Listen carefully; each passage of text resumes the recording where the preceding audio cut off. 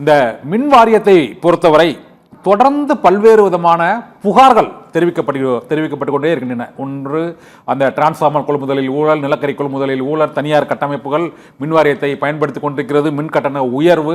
இதற்கெல்லாம் உச்சக்கட்டமாக சாமானிய மக்கள் பாதிக்கக்கூடிய ஒரு பிரச்சனை, ஒரு மின் இணைப்பை பெறுவதற்கு விண்ணப்பித்தால் அந்த விண்ணப்பத்தில் அனைத்து சான்றுகளும் இருந்தாலும் அந்த மின் இணைப்பை கொடுப்பதில் தொடர்ந்து காலதாமதப்படுத்திக் கொண்டே இருக்கிறார்கள்.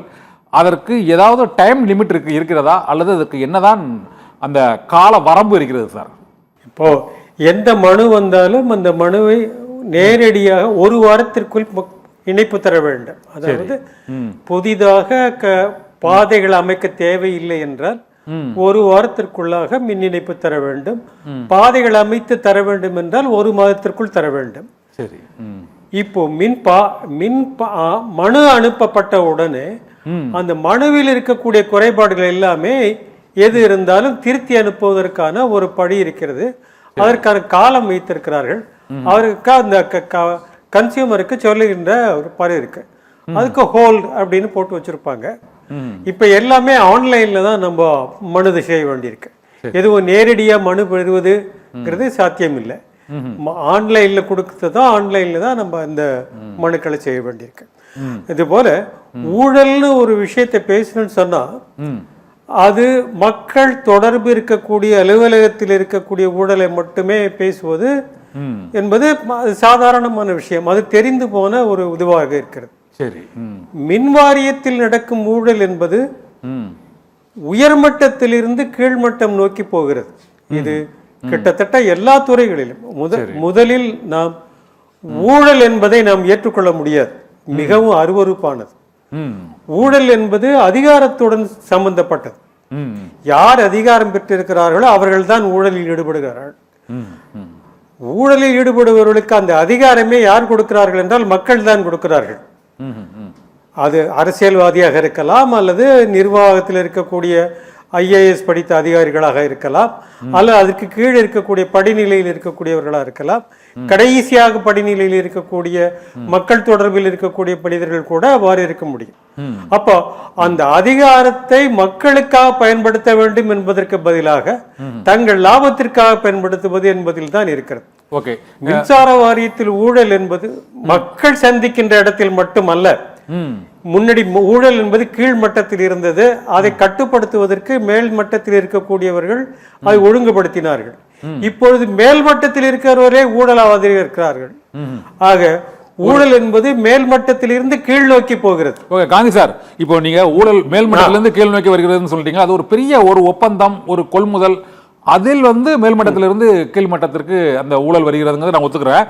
ஆனால் சாமானிய மக்களுக்கு பாதிக்கக்கூடிய மிக முக்கியமான விஷயம், இப்பொழுது ஒரு வீதியில் ஒரு மின் தடை ஏற்பட்டாலோ, அது ஒரு கரண்ட் கட் ஆனாலோ, அல்லது அந்த இதில் ஒரு மும்முனை மின்சாரத்திலிருந்து ஒரு சிங்கிள் ஃபேஸ்லேருந்து மும்முனை மின்சாரத்திற்கு வர வேண்டும் என்று கூறினாலோ, அல்லது அந்த உயர் அழுத்தங்கள், அந்த மின்மாற்றிகளை மாற்ற வேண்டும் என்று ஒரு வீதியில் கூறினாலோ, அந்த தெருவில் உள்ள அனைவரும் அதற்கான கோரிக்கை வைத்தும் அந்த மின் தடையை உடனடியாக சீரமைக்க வேண்டும் என்று கோரிக்கை விடுத்தால், தொலைபேசியில், அவசர தொலைபேசியில் மத்திய கட்டுப்பாட்டு அறைக்கு தொலைபேசி செய்தாலோ, அல்லது அந்த லைன்மேன் அல்லது அதற்குரிய அந்த ஏஇக்கு ஃபோன் பண்ணாலோ உடனடியாக வருவதில்லை என்பது ஒன்று. 2, அப்படியே வந்தாலும் அவர்களுக்கு ஒரு சிறிய அளவு தொகை கொடுக்க வேண்டியிருக்கிறது என்ற புகார் அனைத்து மட்டங்களிலும் இருக்கிறது. நீங்கள் மேல் மட்டங்கள் என்று கூறுகிறீர்கள், ஆனால் வருவாய்த்துறையை பொறுத்தவரை ஒரு கம்யூனிட்டி சர்டிபிகேட் எடுப்பது, ஒரு இருப்பிடச் சான்று எடுப்பது உள்ளிட்ட அது போன்ற ஒரு அடிப்படை சான்றுகளை வாங்குவதற்கு தான் அவர்கள் அந்த லஞ்சத்தை கொடுக்க வேண்டியிருக்கிறது. அதே போல தான் இங்க இபிலையும் இந்த அடிமட்ட லெவலில் ஊழலை களைவதற்கு என்ன செய்ய வேண்டும்? ஒரு மின் இணைப்புக்காக விண்ணப்பித்து 2 மாதம் 3 மாதம் ஆனாலும் அந்த இணைப்பை கொடுப்பதில் அனைத்து சான்றுகளும் இருந்தாலுமே தாமதம் ஏற்படுகிறது. இந்த புகாருக்கு தான் என்ன தீர்வுங்கிறான? இதுக்கு சட்டப்பூர்வமான தீர்வுகள் எல்லாம் இருக்கின்றன. சிஜிஆர்எஃப், அதாவது கன்சியூமர் கிரீவன்ஸ் ஃபோரம் அப்படிங்கிற ஒரு திட்டம் இருக்கு. ஒரு மின் இணைப்பு இத்தனை காலத்திற்குள் கொடுக்க வேண்டும் என்பதற்கு.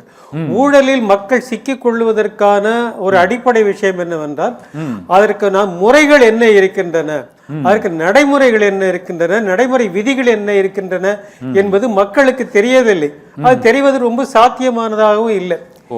ஏன்னா ஒவ்வொரு துறைக்கும் ஒவ்வொரு நடைமுறை இருக்குது. எல்லா நடைமுறையும் தெரிஞ்சு வைத்திருக்கக்கூடிய பொதுமக்கள் யாரும் இருக்க முடியாது. இப்ப நானே மின்துறையில் இருந்தாலும் கூட ஒரு முனிசிபல் கார்பரேஷன்லயோ மற்ற விஷயங்கள்ல இருக்கக்கூடிய நடைமுறைகள் வேறு விதமாகத்தான் இருக்கும். ஆக அது தெரிந்திருக்கக்கூடியது இருக்காது. இந்த மின்சாரத்துறையை பொறுத்தவரையில் குறைகள் சொல்லுவதற்கென்று உடைமை இருக்கிறது. அதற்கென்ற வெப்சைட்டில் சொல்லியிருக்கிறார்கள். அது சேரவில்லை என்று சொன்னால் அவர்கள் நஷ்ட ஈடு கோருகின்ற அளவிற்கு அதற்கு சட்டம் வரையறை செய்கிறது. இவர்கள் அங்க இருக்கக்கூடிய சூப்பரண்டிங் இன்ஜினியருக்கு CGRF அப்படின்னு பேரு, கன்சியூமர் கிரீவன்ஸ் ரிட்ரஸல் ஃபோரம் அப்படின்னு சொல்லுவாங்க. அதுக்கு அந்த மேற்பார்வை பொறியாளருக்கு அவர் அந்த குறைபாட்டை சொல்லி குறிப்பிட்டு எழுதினார். ஆனால் 30 நாட்களுக்குள் அவர் தீர்க்க வேண்டும் என்று சட்டம் இருக்கிறது. அது நம்ம கன்சியூமர் ஃபோரம் மாதிரி. அவங்க மின்வாரியத்துக்குள்ளே இருக்கு. இது மின்வாரியத்துக்குள்ளே இருக்கு.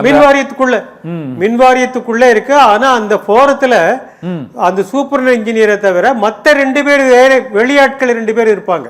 சரி, மொத்தம் 3 பேர் கொண்ட அமைப்பு அது. ஓகே. அந்த 3 பேர் கொண்ட அமைப்புல வெளியில இருந்து வரக்கூடிய 2 பேரையும் அந்த கலெக்டர் தான் நிர்ணயிப்பார். ஆகையால அதுல நிர்வாகமே முடிவெடுத்த மாதிரி எல்லாம் செய்ய முடியாது. அதுக்கான வழிகள் எல்லாம் இருக்கு.